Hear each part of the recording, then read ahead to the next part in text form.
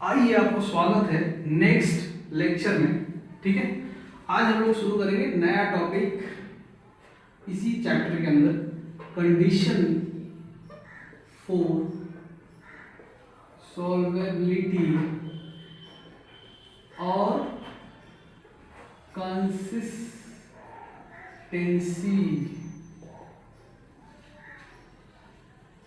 ठीक है, दो इक्वेशन ले लेते हर साल की तरह इस साल भी जनरल फॉर्म में। इक्वेशन वन, अभी इक्वेशन वन है तो इसका एक ग्राफ बन जाएगा स्ट्रेट लाइन। ये इक्वेशन टू है, बोलो ठीक है। अब इसमें केस वन, केस वन क्या है? अगर a1 अपॉन a2 तुम कैलकुलेट किए और वो अगर b1 अपॉन b2 के बराबर नहीं आता है तो इस बात का क्या क्या मतलब है? इसका मतलब है ओनली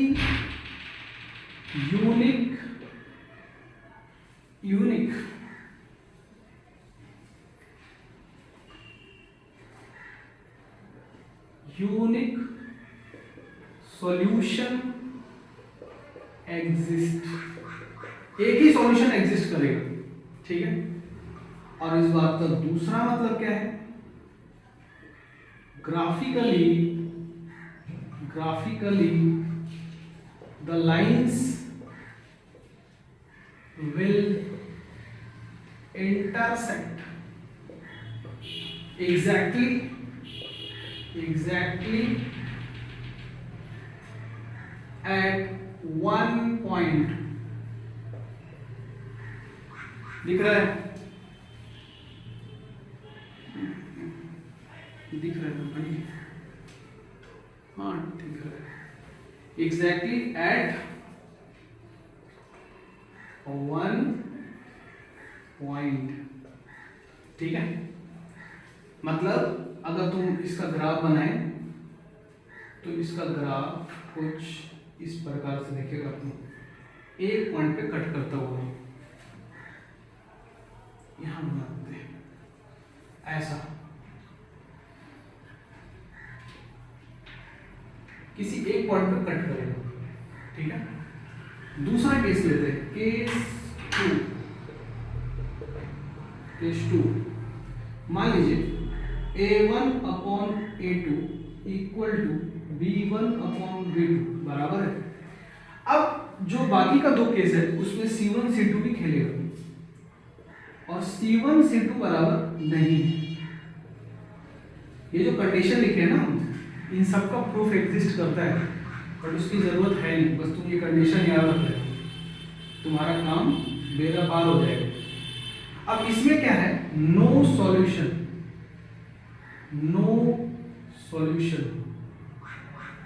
इसमें नो सॉल्यूशन है। ठीक है, इसमें ना एक और पॉइंट तुम ऐड कर सकते हो, क्या पता है? इसको बोलते हैं कंसिस्टेंट सिस्टम है, पहले ही बता रखे हैं। नो सॉल्यूशन, दूसरा बात ग्राफिकली ठीक लिखा हुआ है, देख लेते हैं। ग्राफिकली पता नहीं गलत लग रहा है। Graphically the lines will be parallel. ठीक है, graphically the lines will be parallel. और इसको बोले, अब देखो इसमें नो सॉल्यूशन, तो जब भी नो सॉल्यूशन होता है तो उसको क्या बोलते हैं? Inconsistent system.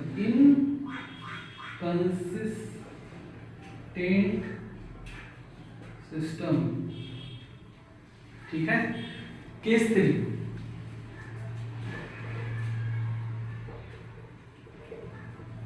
चलो ये भी बता देते हैं कि इसका लाइन कैसे बनेगा। इसका ना ऐसे बनेगा, कोऑर्डिनेट सिस्टम पे ना पैरेलल बनेगा, कोई जरूरी नहीं कि हॉरिजॉन्टल बने। ठीक है, ऐसे नहीं हो सकते बट पैरेलल हो। और जो थर्ड केस है a1 upon a2 equal to b1 upon b2 और c1 अपॉन c2 भी हो जाए तो भैया तब तो गजबे हो जाएगा। इनफाइनाइट सॉल्यूशन, इनफाइनाइट का सिंबल होता है कुछ ऐसा। Infinite solution exist. अगर तुम लेक्चर नंबर 1 से देखते आ रहे हो टॉपिक को पूरा एकदम अच्छा से, तो तुमको ये सब नया नहीं लग रहा होगा, ये सब हम पहले ही डिस्कस कर रखे हैं, ठीक है।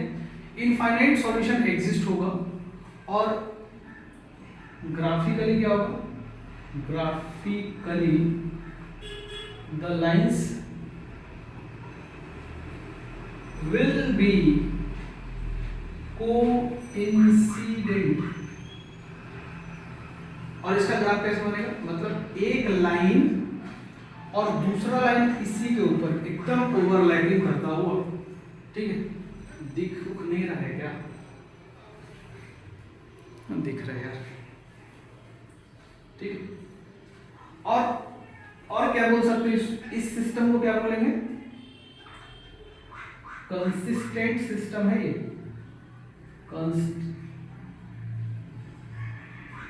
कंसिस्टेंट सिस्टम है ये। कंसिस्टेंट सिस्टम किसको बोलते हैं, एक सॉल्यूशन एग्जिस्ट कर जाना चाहिए। तो यहाँ पे तो इनफाइनाइट है और यहाँ पे एक है, ठीक है। तो ये तीन कंडीशन पे, मतलब ये तीनों कंडीशन पे गजब का क्वेश्चन पूछा जाता है, मतलब पूछा ही जाता है हर साल लगभग। तो ये इंपॉर्टेंट है, चाहो तो स्टार लगा लो इस पे, 5 स्टार। बहुत भर भर के क्वेश्चन देखने को मिलेगा तुमको, प्रीवियस ईयर का क्वेश्चन सॉल्व करोगे, ठीक है। पहले इसको नोट कीजिए, फिर हम आपको कराते हैं कि क्वेश्चन कैसे इस पे पूछते हैं।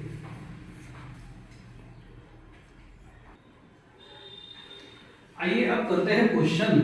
Determine whether the system has a unique solution, no solution और इनफाइनाइटली मेनी सॉल्यूशन, ये आपको बताना है। तो एक एक करके क्वेश्चन देखते हैं। अब आपको क्वेश्चन दिया हुआ है और आपसे सिर्फ यही पूछा है कि इसका यूनिक सॉल्यूशन होगा या इनफाइनाइट सॉल्यूशन होगा या कोई सॉल्यूशन नहीं निकलेगा। तो क्या सॉल्व करके देखोगे, कंडीशंस अप्लाई करेंगे। कंडीशंस क्या अप्लाई करेंगे, अगर पहला वाला में देखोगे, पहला इक्वेशन में, तो कोफिशिएंट्स का रेशियो के बारे में सोच लो, फिर तुमको समझ में आ जाएगा। तो यहाँ पे x का रेशियो कितना है, 1/3, ठीक है। मतलब कि सिंपल सी बात ये है कि पहला नंबर क्वेश्चन में हम a1 बराबर कितना देख रहे हैं, 1, और b1 बराबर कितना देख रहे हैं, -3, और c1 बराबर कितना देख रहे हैं, -3, क्योंकि इसको उधर करके जनरल फॉर्म में बदल दो। और इसी a2 इक्वल टू कितना देख रहे हैं, 3, b2 कितना है, 9 नहीं, -9, और c2 कितना है, -2, ठीक है। अब आइए कंडीशन वाला लगाते हैं। a1 अपॉन a2 कैलकुलेट करो तो 1/3 आ गया। अब b1 अपॉन b2 कैलकुलेट करो तो -3 अपॉन -9, क्या बात है, 1/9 आ गया, 1/3 आ गया। अब देखो, अगर a1 a2 और b1 b2 बराबर नहीं आता तो c1 c2 चेक नहीं करना, बट चूंकि दोनों बराबर आ गया है, ये कितना आ गया, b1 b2 भी 1/3 आ गया। तब जाके c1 अपॉन c2 भी चेक करो तो -3/-2, तो 3/2 है, तो इक्वल नहीं। तो यहाँ पे क्या है, a1 अपॉन a2 बराबर b1 upon b2 but not equal to c1 upon c2। तो ये किसका कंडीशन, खुद सोचो, नो सॉल्यूशन का। लाइंस आर पैरेलल, तो hence no solution of given system of equation, system of given system ही लिख देते हैं, given system।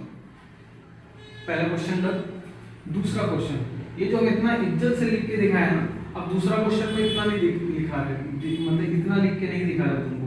अब यहाँ पे देख लो 2/4 है, a1 अपॉन a2, 1/2 है b1 अपॉन b2, -5/-10 है c1 अपॉन c2। अब इसको क्यों चेक किया, क्योंकि ये दोनों बराबर हो चुका था, तो ये क्या 1/2 और ये भी 1/2, तो सब A1/A2 भी सब बराबर है। तो ये जो सब बराबर का कंडीशन है, इसका मतलब क्या होगा, लाइंस आर कोइंसिडेंट, मतलब कि हेंस क्या लिख सकते हैं हम लोग, इनफाइनाइट मेनी सॉल्यूशन। ठीक है, ये आंसर हो गया तुम्हारा। ठीक है, थर्ड वाला सोचो क्या होगा, 3/6 1/2 हो गया, -5/-10 1/2 हो गया, 20/40 1/2 हो गया, यही केस हो गया कि नहीं। ठीक है, चौथा वाला देखो 1/5, ठीक है, चौथा वाला कितना हो गया 1/5, तीसरा तो समझ में आ ही गया होगा, चौथा भी हम समझा दे रहे 1/5, -2 -10 है तो ये भी 1/5 हो गया, और तो ये दोनों बराबर आ गए, A1/A2 बराबर आ गया। अब ये देखो ये होगा 4/5, इक्वल नहीं होगा, तो ये कैसा कंडीशन हो गया, ऐसा वाला। ठीक है, तो अब हम सॉल्व नहीं कर रहे, आई होप तुमको समझ में आ गया होगा। ठीक है, इस तरह का क्वेश्चन पूछने की प्रोबेबिलिटी बहुत कम है, बट आपको पता तो होना चाहिए कंडीशंस, क्योंकि इसी का यूज करके नेक्स्ट टाइप का जो क्वेश्चन करते हैं इसी का यूज करके करेंगे, और वो क्वेश्चन भर भर के पूछते हैं। चलिए नोट कर लीजिए। अच्छा, अब तीसरा चौथा का सॉल्यूशन नहीं बताएंगे, वो बता दिए हमने। ठीक है, तुम कॉपी पे लिख लेना।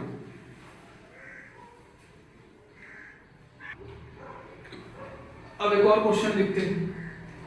क्वेश्चन है फाइंड के इफ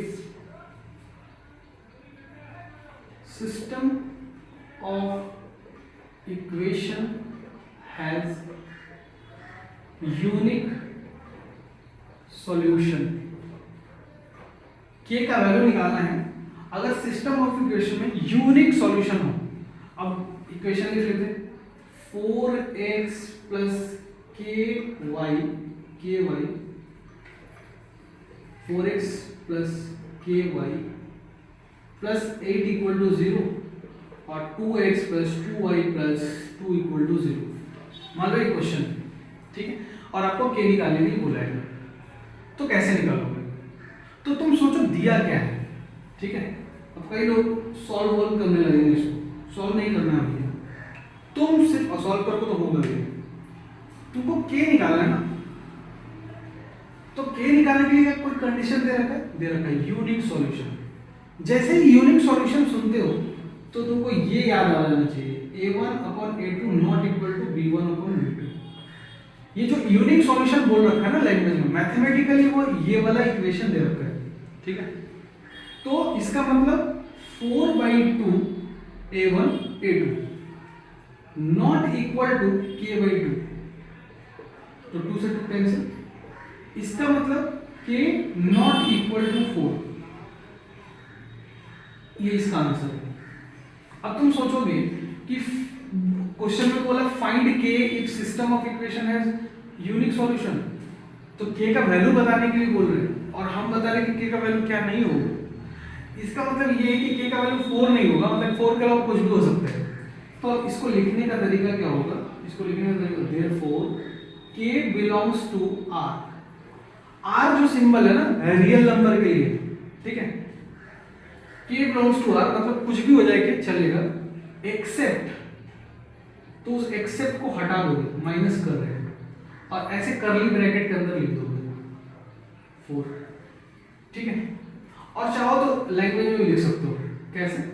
ये एक लिखने का तरीका हो गया, और दूसरा लिखने का तरीका हो k is all real number except 4। ये आंसर भी तुम लिख सकते हो। ये इंग्लिश में लिखा गया और ये गणित में लिखा गया, ठीक है, मैथमेटिकली। फिर अगला क्वेश्चन लेते हैं, इसको नोट कीजिए। चलो ये दो क्वेश्चन सॉल्व करते हैं। फाइंड के इफ सिस्टम ऑफ इक्वेशन है इनफाइनाइटली मेनी सॉल्यूशन। तो इसके लिए ये जो लिखा हुआ है ना लैंग्वेज में, इसका क्या मतलब है आप बताइए। इसका मतलब ये है, इसका मतलब ये है कि A1/A2 = B1/B2 = C1/C2। तो अब हम आपको बताते हैं सॉल्यूशन नंबर 1। ठीक है, सीधा सीधा क्या करो, जैसे ही बोला है इनफाइनाइट मैनी सॉल्यूशन है तो क्या कीजिए आप कि कोफिशिएंट्स का रेशियो को इक्वल कर दीजिए।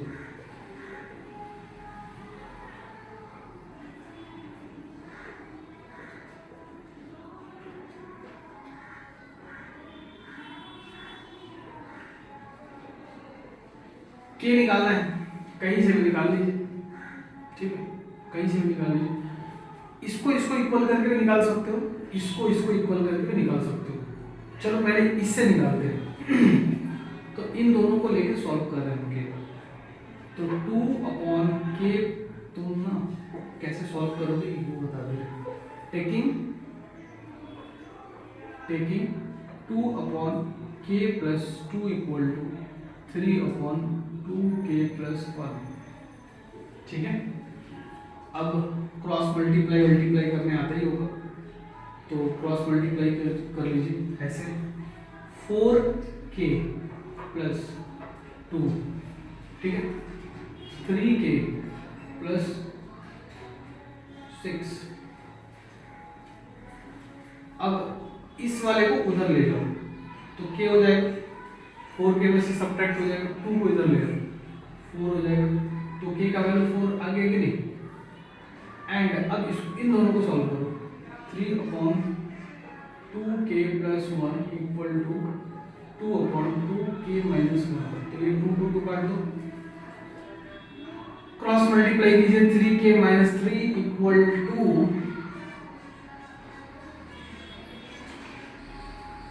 2k + 1। ठीक है, इसको उधर लीजिए, k बचेगा और इसके उधर लीजिए 4। दोनों जगह से 4 आंसर है और ये दोनों कंडीशन तुमको सॉल्व करना होगा। जैसे मान लो यहाँ से 4 आ जाता और यहाँ से 5 आ जाता, तब तो k का वैल्यू होता ही नहीं कुछ, जिसकी वजह से तीनों ही बराबर हो जाए।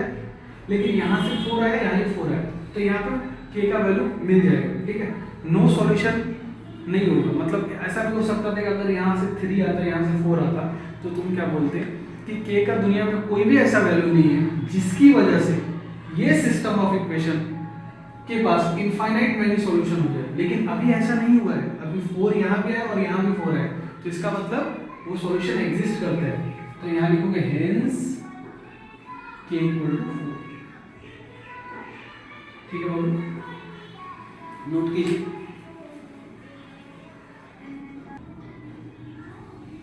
चलो दूसरा सॉल्व करते हैं।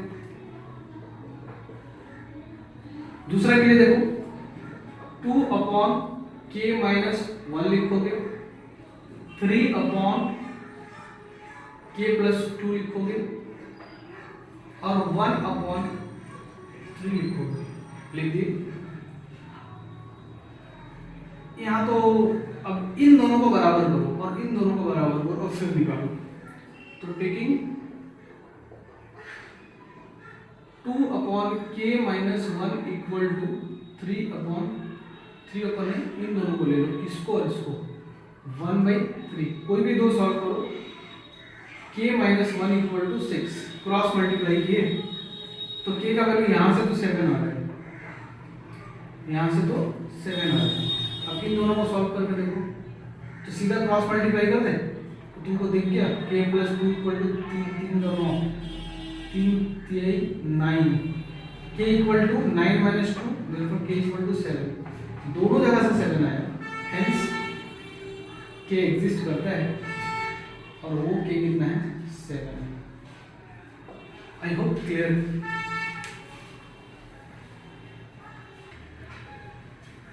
अब चलिए इस क्वेश्चन को सॉल्व करते हैं। Find a and b if system of equation है इनफाइनाइटली मेनी सॉल्यूशन। अगेन इसका क्या मतलब होगा, ये मतलब होगा। ठीक है, अब यहाँ पे ये इक्वेशन 1 है और ये इक्वेशन 2 है, तो इसका सॉल्यूशन देख लेते हैं। क्या लिखना चाहिए अपने को, इसका रेशियो, इसका कोफिशिएंट और इसका कोफिशिएंट का रेशियो, और इसका -3 है, ध्यान से माइनस वाले को भूलना मत, और -5 उधर भेजोगे तो -5 - 3, तो वो माइनस माइनस कैंसिल हो गया, 5/3 हो गया। अब हमको a और b निकालना है, तो तुम खुद सोचो, इन दोनों को लोगे तो a और इन दोनों को लोगे तो b। अब टेकिंग वेकिंग लिख लेना है, ठीक है। तो हम ले रहे 2a minus 1 upon 3 equal to 5/3 को कैंसिल हो गया। तो यहाँ से 2a इक्वल टू कितना आ गया 5 प्लस 1, ये 3 कैंसिल हुआ और 2a माइनस 1 और 1 को इधर कर दिया तो 5 प्लस 1 हो गया। तो यहाँ से a इक्वल टू कितना हो गया 6 और नीचे आ गया 2, therefore a इक्वल टू 3 हो गया। और y कैसे निकलेगा इन दोनों को लेके, तो -3 upon b minus 2 equal to 5/3, ठीक है। मल्टीप्लाई कर दो, cross multiply, 5b minus 10 equal to -9, 5b equal to 10 minus 9, b equal to 1/5, ठीक है। तो अब यहां से hence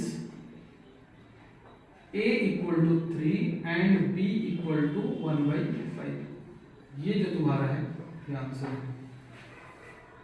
I hope clear.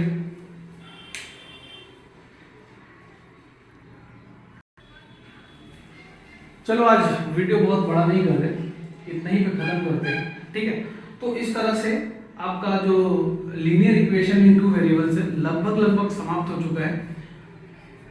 Questions थोड़ा और करा देंगे और वर्ड प्रॉब्लम एक टॉपिक बचा हुआ है कि वर्ड प्रॉब्लम को कैसे डील करते हैं, तो उसको क्वेश्चन के थ्रू ही समझेंगे, ठीक है। तो वो नेक्स्ट लेक्चर में देखेंगे, ठीक है। और अभी के लिए वीडियो को कीजिए लाइक, सब्सक्राइब एंड शेयर कर दीजिए, ठीक है। और इतना तो कर ही सकते हो। चलो टाटा बाय बाय, घर चलते, तुम तो घर पे ही हो। बाय।